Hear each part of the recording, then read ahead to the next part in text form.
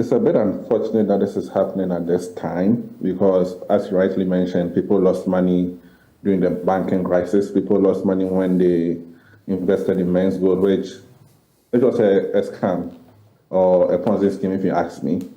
Okay, when I teach investments, I always tell my students that government instruments are more or less risk-free. And I used to mention examples of countries like Argentina defaulting, Russia defaulting. I didn't know it would be coming close to home very soon. Okay, so it's an unfortunate situation. A lot of institutions who had, and I know a number of institutions who had invested money in even some of the banks and savings and loans who lost their money. They learned their lessons and decided to invest their money in government instruments with the knowledge that these instruments were more or less risk-free. Okay, so it's unfortunate. I think that, like Senor has said, individual investors should be exempted. They are very vulnerable. Okay, they don't have a lot of safety nets. So if you're able to exempt individuals, that creates room for them to keep supplying funds to the financial sector so that banks can continue to lend, government can obtain funds to carry out its activities, etc.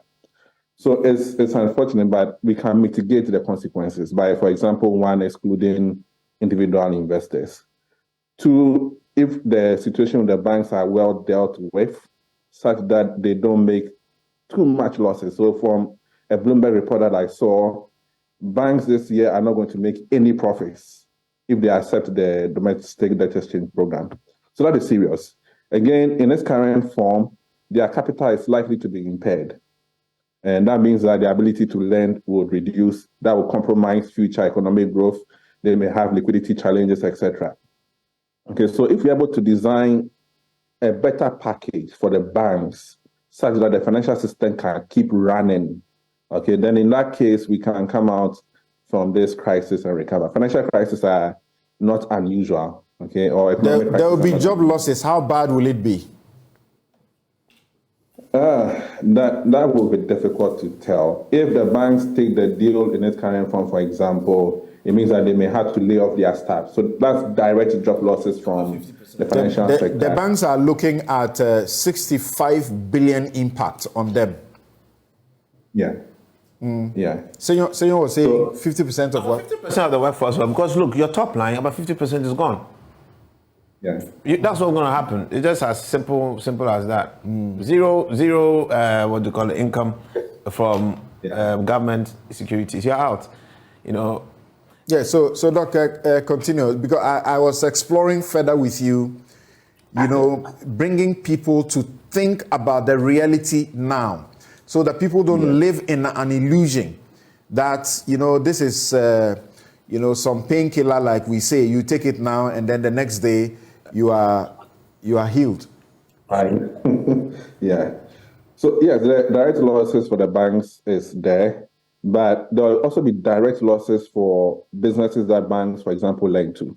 And remember that banks in Ghana, a large proportion of their portfolio is invested in government instruments. So if they can't generate income from these instruments, they can't pay their employees, they will have to do massive layoffs. The businesses that they are not able to lend to, these businesses may also have to lay off their employees. So the impact can be there.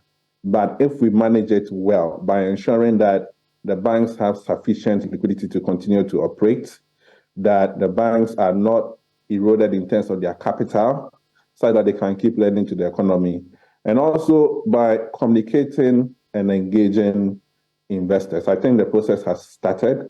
Like Senor mentioned, the Ministry of Finance is now meeting the Individual Bondholders Forum. So if we are able to engage, then we can find solutions together.